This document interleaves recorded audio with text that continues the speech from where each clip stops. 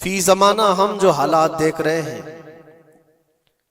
پوری دنیا میں آج جنگوں کے حالات جو پیش کیے جا رہے ہیں، لوگ تو اب یہ خبریں ایسے سن رہے ہیں، کسی کے ہاں بم گرنے کی، میزائل گرنے کی، تو ایسا لگ رہا ہے جیسے بچے پٹاخے پھوڑ رہے ہیں۔ لوگ یہاں خبریں لے کر کے مزے لے لیتے ہیں، پھر فارورڈ کر دیتے ہیں۔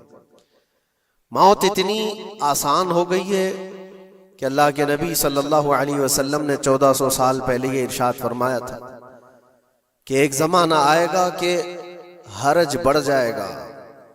تو صحابہ نے پوچھا تھا یہ حرج کیا ہے؟ تو حضور اکرم صلی اللہ علیہ وسلم نے ارشاد فرمایا تھا کہ قتل بہت زیادہ ہوگا، ایک دوسرے کا قتل اتنا زیادہ ہونے لگے گا کہ لوگ اس کی پرواہ بھی نہیں کرتے۔ مجھے آج بتاؤ، دنیا پوری بہت سارے ایشوز پر بیٹھکیں کر رہی ہے، گلوبل وارمنگ پہ ہے، دنیا میں انوائرمنٹ کی چینجنگ پر، موسم کا تاپمان بڑھ رہا ہے، اس پر میٹنگیں ہو رہی ہیں، بڑی بڑی تنظیمیں بیٹھتی ہیں۔ یہ ڈھکوسلا ہے یہ دنیا کا، یہ مغربی دنیا، ویسٹرن کنٹریز کا دکھاوا ہے۔ یہ اینیمل لاورز کو بھی باہر لے کر کے آتے ہیں، ان کو بہت زیادہ کوریج دیا جاتا ہے۔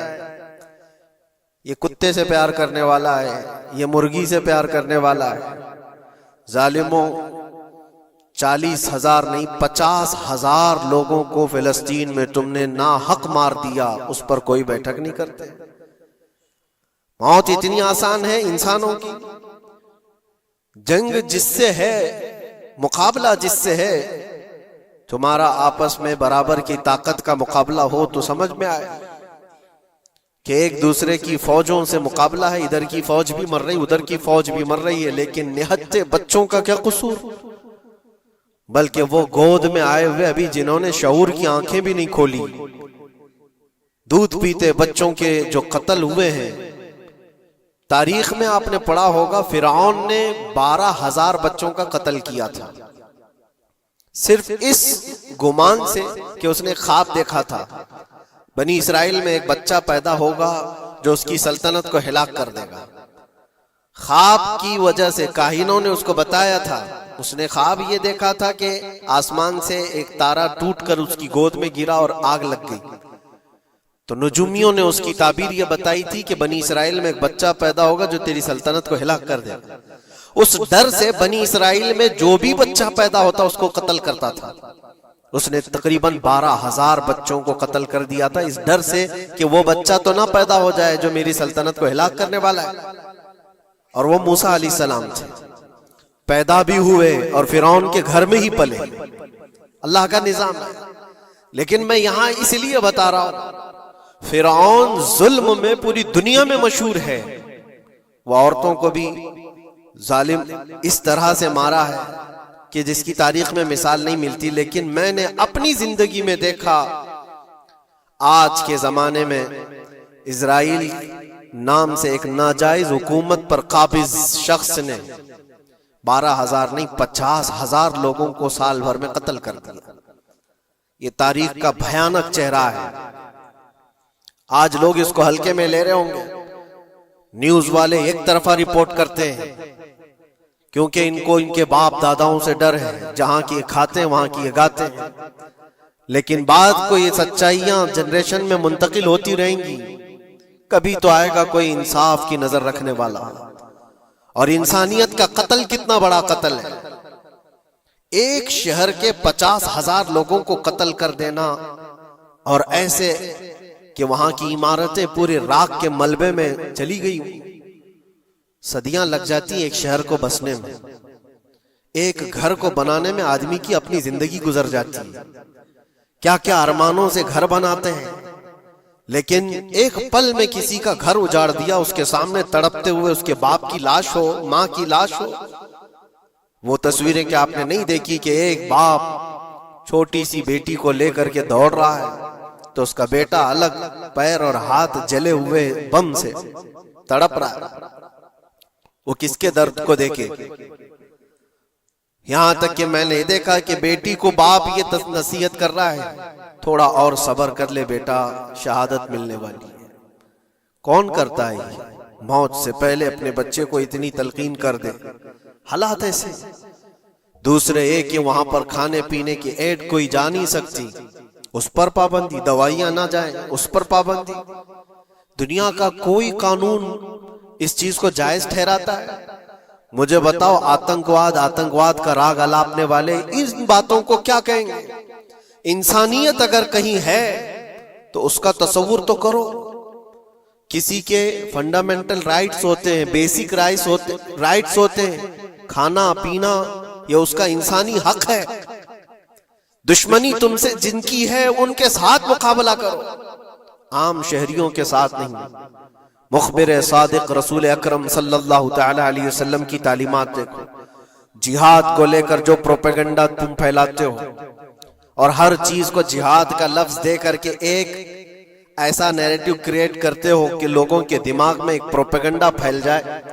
آؤ میں سناتا ہوں، رسول پاک صلی اللہ تعالی علیہ وسلم جب صحابہ جہاد میں جاتے تو ان کو کن باتوں کی تلقین کرتے تھے؟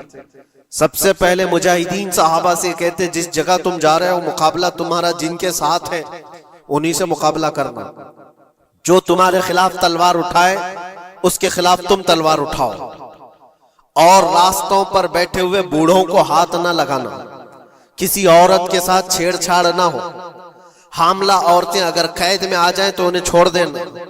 یہ حضور پاک صلی اللہ علیہ وسلم کی تعلیمات ہیں۔ حتیٰ کہ رسول کریم صلی اللہ علیہ وسلم نے فرمایا جس شہر میں تمہارا غلبہ ہو جائے، تم غالب آ گئے وہاں کی فوج پر، تو وہاں کے رہنے والوں کے بچوں کو نہ ظلم کرنا، ان کو نہ پکڑنا۔ پھر تعلیمات میں یہ ہے وہ چاہے جس مذہب کے بھی لوگ ہیں ان کے معبدوں کو، ان کی عبادت گاہوں کو ختم نہیں کرنا، ان کی عبادت گاہوں کو توڑ پھوڑ نہ کرنا جس شہر میں تم جا رہے ہو۔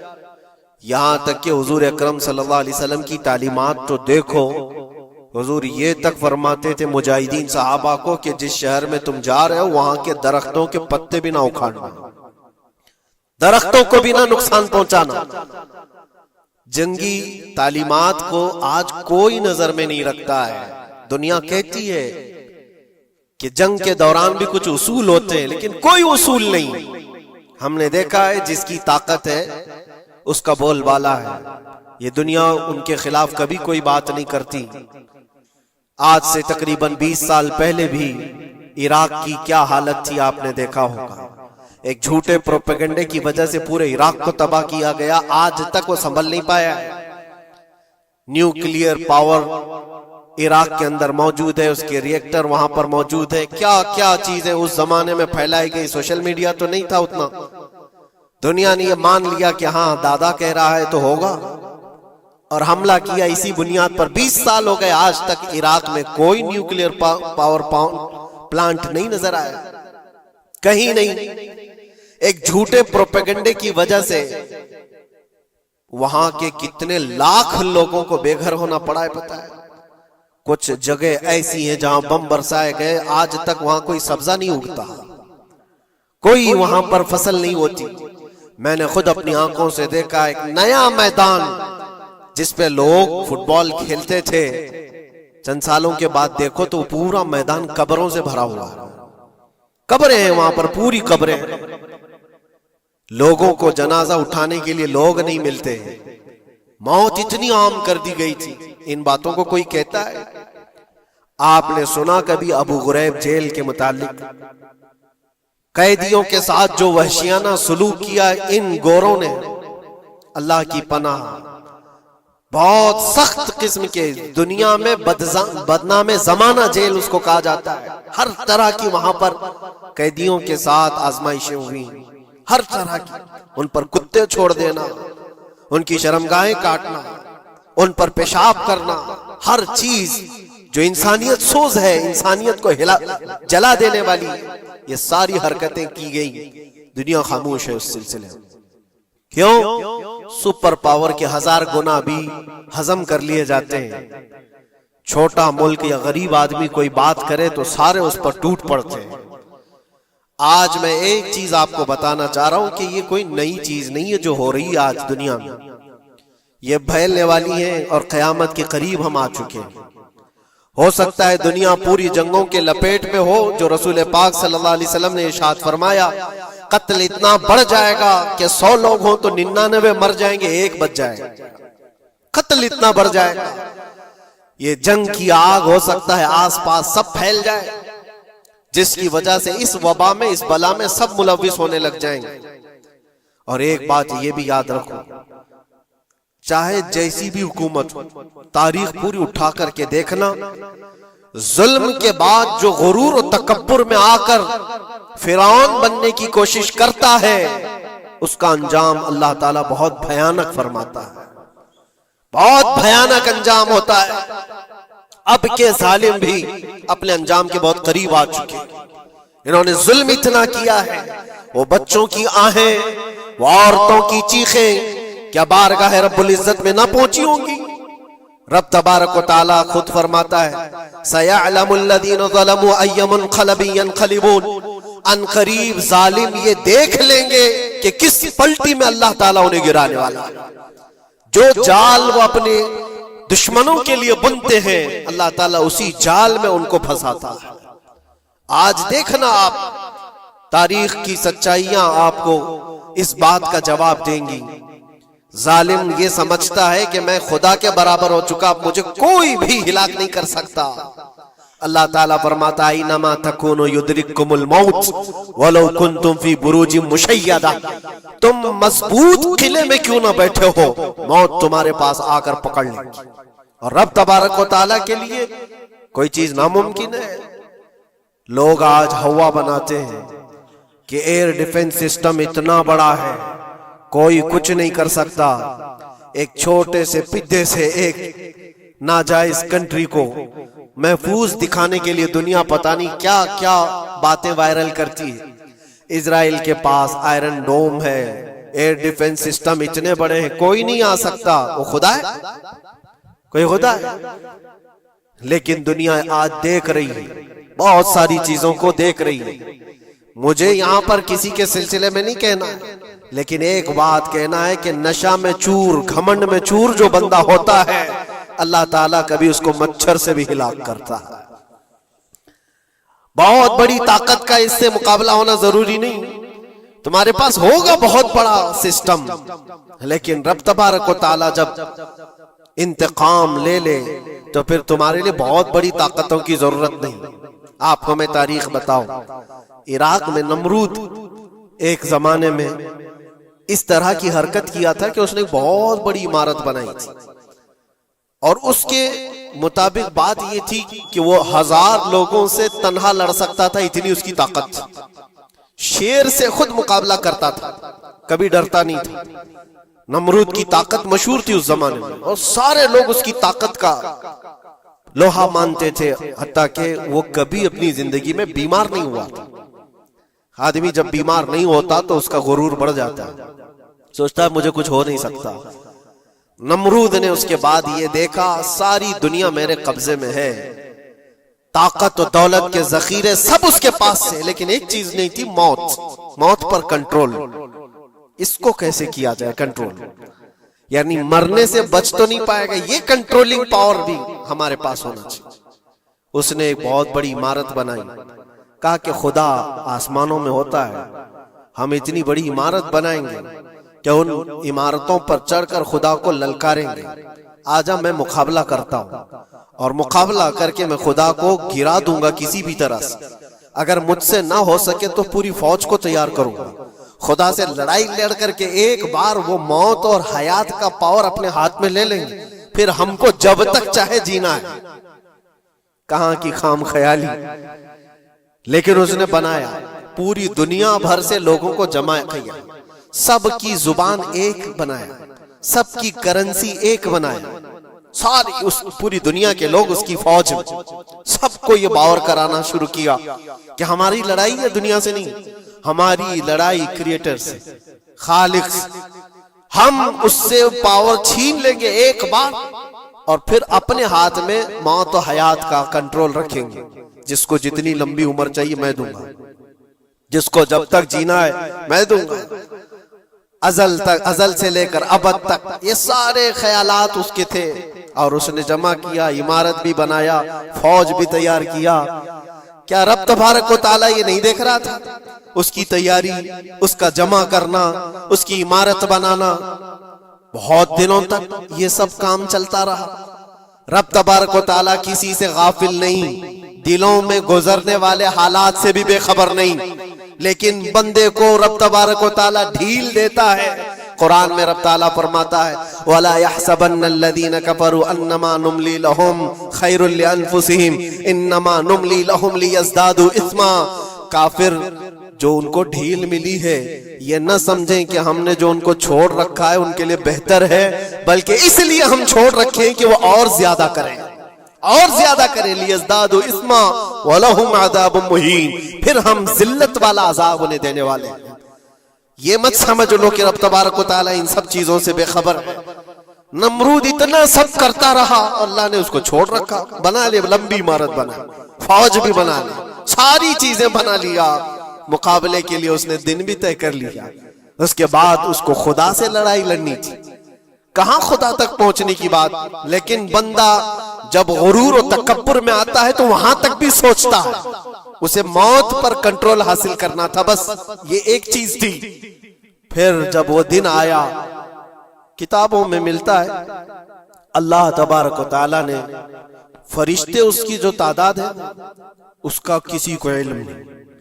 بارش کے جتنے قطرات گرتے ہیں نا، ایک ایک فرشتہ بوند لا کر رکھتا ہے۔ اب آپ اندازہ کر سکتے ہیں فرشتوں کی تعداد کتنی ہو سکتی۔ اس میں جو بڑے فرشتے ہیں وہ جبرائیل، میکائیل، اسرافیل اور اسرائیل علیہم السلام، جو سردار ملائکہ ہیں، فرشتے ہیں، ان کے اپنے اپنے کام ہیں، بہت پاورفل فرشتے ہیں۔ ان کی بات نہیں کر رہا، کسی ایک عام فرشتے کو رب تبارک و تعالیٰ نے بلایا اور فرمایا جاؤ زمین پر، ہمارے ایک بندے نے ہم سے لڑائی کا ارادہ کر لیا ہے، اس کی طاقت و قوت اور اس کی جمع شدہ ساری چیزوں کو دیکھ کر کے آؤ۔ وہ فرشتہ زمین پر آیا، جس جگہ پر اس نے یہ سب جمع کیا تھا، فرشتہ اتر کر صرف اپنے پیر ہلایا تھا، پوری عمارت بھسم ہو گئی، کچھ نہیں کیا تھا، اس کی بنائی ہوئی عمارت بھسم ہو گئی۔ جتنی فوج جمع کیا تھا سب کیڑے مکوڑوں کی طرح مر گئے، اور سب کی زبانیں مختلف ہو گئی، کوئی ایک دوسرے کو پہچان نہیں پا رہا۔ یہ منٹوں کی بھی بات نہیں تھی، سیکنڈوں کی بات تھی۔ فرشتہ واپس چلا گیا، نمرود کا زوال ہو گیا، ختم ہو گیا۔ یہ تاریخ کی ایک بات ہے، اور یہ روایت ہم اپنی کتابوں میں نہیں رکھتے، یہ روایت یہودیوں کی کتابوں سے ہی ہے۔ یہودی اس بات کو یقین کرتے ہیں، اور اسی وجہ سے اس بات پر وہ دوبارہ عمل کرنے کے لیے پھر کوشش میں ہے۔ نیو ورلڈ آرڈر جو کہا جاتا ہے، پوری دنیا کو اکٹھا کرنا، ایک کرنسی بنانا، ایک لینگویج پر لانا، اور سب کو ملا کر کے ایک طاقت حاصل کرنا، سپیس پر جانا، اور پھر وہی چیزیں دہرانی جا رہی ہے دنیا، وہی چیز ایک دوبارہ بار ٹرائی کرنا ہے، جس کے لیے آپ کو پتہ ہے یہ چھوٹی سی قوم پوری دنیا پر کنٹرول حاصل کرنے کے کیسے کیسے خواب دیکھتی۔ اگر آپ جائیں، اسلام دشمنی تو ان کی پرانی ہے، لیکن یہ جو 50,000 لوگوں کا قتل ہے، یہ صرف اور صرف ان کے اپنے ایک چھوٹے مقصد کے لیے۔ ہو سکتا ہے بہت ساری باتیں ہوں، غزہ پٹی ایک ہی علاقہ بچا ہوا ہے فلسطین کا، باقی سب تو یہ قبضہ کر چکے۔ 1947 کے بعد، 48 کے بعد چھوٹا سا حصہ جو باقی غزہ پٹی جس کی 20 لاکھ کی آبادی ہے، اس علاقے پر اتنی زیادہ کیوں کرورتا ہے؟ کیوں؟ باقی سب جگہ پر اور بھی دیگر جگہ پر، یروشلم میں، ویسٹ بینک میں، کئی جگہوں پر مسلمان آباد ہیں، یہ غزہ کے لیے کیوں اس قدر سختیاں ہیں؟ دنیا کو بتانے کے لیے تو یہ ایک آتنکواد جماعت ہے حماس، جس کا مقابلہ کرنے کے لیے ہم یہ حملے کر رہے ہیں، لیکن آج تک یہ دنیا کو بتا نہیں سکے کتنے حماسیوں کو قتل کیا، کتنے حماس کے لوگ پکڑے گئے، کتنوں کو مارا گیا، چند ہوں گے، لیکن اس کے بدلے میں جو بھاری قیمت چکائی ہو غزہ کے نہتے لوگوں نے، 50,000 لوگوں کا قتل، یہ تو ریکارڈ پہ دکھ رہا ہے، باقی اللہ عالم، باقی کتنے ہیں جن کی تعداد مل نہ سکی ہو۔ بعض دانشوروں نے یہ بھی بتایا اس کو صرف اور صرف ایک کینل بنانا ہے جو دنیا کی ٹریڈنگ پر قبضہ حاصل کرنے کے لیے. جو سوئس کینال ہے ایجپٹ کا، جس سے میڈیٹرین سی سے لے کر کے گزرتے ہیں، دو سمندروں کو جوڑنے کے لیے ایک کینل ہے مصر میں، ایجپٹ میں، جہاں سے ایجپٹ ہر گزرنے والے جہاز سے ٹیکس لیتا ہے، ہر گزرنے والے جہاز سے ایک بھاری قیمت لیتا ہے، جس سے ٹریڈنگ پر اثر بھی رہتا ہے. اور جب وہ چاہے بند کرے، 2 مرتبہ اس نے بند بھی کیا تھا تاریخ میں 1950 کے وقت. اور یہ خواب دیکھتا ہے اسرائیل کہ ہم اپنی ہی جگہ سے ایک کینل بنا لیں تقریباً 300 کلومیٹر، جس کے لیے اس کو غزہ حاصل کرنا بہت ضروری ہے. یہ بعض لوگوں کی اپنی تحقیق ہے. تو کیا کوئی اپنے مفاد کا حاصل کرنے کے لیے 50,000 لوگوں کا قتل کر سکتا ہے؟ دنیا کو یہ بھیانک چہرہ بھی تو معلوم ہونا چاہیے. اگر ان کو کوئی راستہ بنانا ہے تو اس کے لیے انسانیت کا قتل کرنا. میں آپ کو ایک بات عرض کیے دیتا ہوں، قرآن پاک نے جو فرمایا وہ حق ہے، 100% حق ہے. اللہ نے فرمایا، میں نے خطبے کے بعد جو آیت پڑھی، وَضُرِبَتْ عَلَيْهِمُ الذِّلَّةُ وَالْمَسْكَنَةُ، اللہ فرماتا ہے ان پر ذلت اور غربت لکھ دی گئی. کس پر؟ یہودیوں کے متعلق. وَبَاءُوا بِغَضَبٍ مِّنَ اللَّهِ، اور اللہ کے غضب میں رہیں گے وہ ہمیشہ. آپ سورہ فاتحہ میں پڑھتے ہیں نا، غیر المغضوب علیہم ولا الضالین. مغضوب کا مطلب کیا ہے؟ جن پر اللہ کا غضب ہوا، اور وہ یہود قوم ہے. قرآن پاک کی میں آپ کو بات بتا رہا ہوں. اور اللہ تعالیٰ فرماتا ہے وجہ کیا ہے؟ ذالک بانہم کانوا یکفرون بآیات اللہ، وہ اس لیے کہ اللہ کی نشانیوں کو ٹھکراتے ہیں. ویقتلون النبیین بغیر حق، اور اللہ کے نبیوں کو ناحق قتل کرتے ہیں. اب دنیا کو یہ افسوس ہو رہا ہوگا، جیسے میں نے ابھی بتایا 50,000 لوگوں کا قتل وہاں کر دیا. ایران میں گھس گیا، شام میں گھس گیا، لبنان میں گھس گیا، ہر جگہ مار مار مار اور لوگوں کا قتل. میرے عزیزو، یہ تو عام لوگوں کا قتل ہے. اور قرآن یہ کہتا ہے یہ وہ قوم ہے جو اللہ کے نبیوں کو قتل کرتی تھی. اور تاریخ میں ہے تقریباً 10,000 نبیوں کو انہوں نے قتل کیا ہے. 10,000 نبیوں کو انہوں نے قتل کیا ہے، صرف اپنی من مانی بات نہ پائے جانے کی وجہ سے. حضرت زکریہ علیہ السلام کی بات معلوم ہے، یہ تو بیت المقدس کے متولی تھے. زکریہ علیہ السلام بیت المقدس کے امام تھے، جن کا ذکر ہے قرآن پاک میں. حضرت زکریہ علیہ السلام کے پیچھے یہی قوم جو ان کی امت میں تھی، یہودیوں کے لیے بھی وہ مقدس نبی تھے. لیکن ان ظالموں نے حضرت زکریہ علیہ السلام کو دشمنی میں رکھ کر کے ایسا قتل کیا تھا. اللہ اکبر. زکریہ علیہ السلام ان سے بھاگ کر کے نکلے تھے اور ایک درخت کو جا کر کہا، اے درخت کھل جا، میں تجھ میں آتا ہوں. درخت کھل گیا، حضرت زکریہ علیہ السلام اس میں اندر چلے گئے، درخت پھر بند ہوا. تاریخ میں موجود ہے. ابلیس لعین نے، شیطان مردود نے یہودیوں کو راستہ بھی بتایا اور درخت بھی بتایا کہ اس کے اندر زکریہ چھپے ہوئے، اس کے اندر زکریہ ہے. یہودیوں نے تیز آری لے کر کے درخت کو اوپر سے کاٹنا شروع کیا کہ درخت کے 2 ٹکڑے ہوں گے تو زکریہ علیہ السلام تک بھی پہنچ جائیں گے.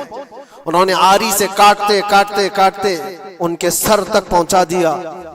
اور جب حضرت زکریہ علیہ السلام کو اپنے سر کے اوپر سے کٹنے کی آواز آنے لگی تو اب سوچا کہ اب یہ آری سے پورا کٹ جائے گا. اللہ تعالیٰ کی طرف سے ندا آئی، اے زکریہ صبر کر لو، اگر تم اس پر آواز نکالو گے تو صبر والوں میں سے تمہارا نام نکل جائے گا. یہاں تک کہ تاریخ میں ہے وہ یہودیوں نے آری سے کاٹتے کاٹتے حضرت زکریہ علیہ السلام کے سر کو چیر دیا اور جسم کے 2 ٹکڑے ہو گئے. اللہ کے نبی خاموش رہے، صبر کر کے رہ گئے. ان کے بیٹے یحییٰ علیہ السلام نے یہودیوں کے ایک گورنر یا بادشاہ کو یہ کہا تھا کہ ایک نکاح میں 2 بہنوں کو رکھنا جائز نہیں. اس نے 2 بہنیں ایک ساتھ اپنی زوجیت میں رکھا تھا. صرف اتنی بات پر حضرت یحییٰ علیہ السلام صرف 33 سال کے جوان تھے. اس یہودی ظالم نے یحییٰ علیہ السلام کے سر کو کاٹ کر کے برتن میں لا کر ناشتے میں رکھا تھا. اللہ کے نبی کی بات کر رہا ہوں. اللہ کے نبی کے سر کو کاٹ کر تشت پہ رکھا تھا لیکن تاریخ کی سچائیاں بتاتی ہیں کہ وہ کٹے ہوئے سر سے یحییٰ علیہ السلام بولتے تھے، اے ظالم اب بھی میں کہتا ہوں ایک نکاح میں دو بہنوں کو رکھنا حرام ہے، حرام ہے۔ یہ اللہ کے نبیوں کی زندگی میں بتا رہا ہوں جن کے ساتھ انہوں نے کی۔ عیسیٰ علیہ السلام، یہ پاگل عیسائی جو آج ان کی کپڑوں میں جا کر بیٹھے ہوئے ہوتے ہیں جبکہ زندگی بھر یہ لڑتے رہے ہیں۔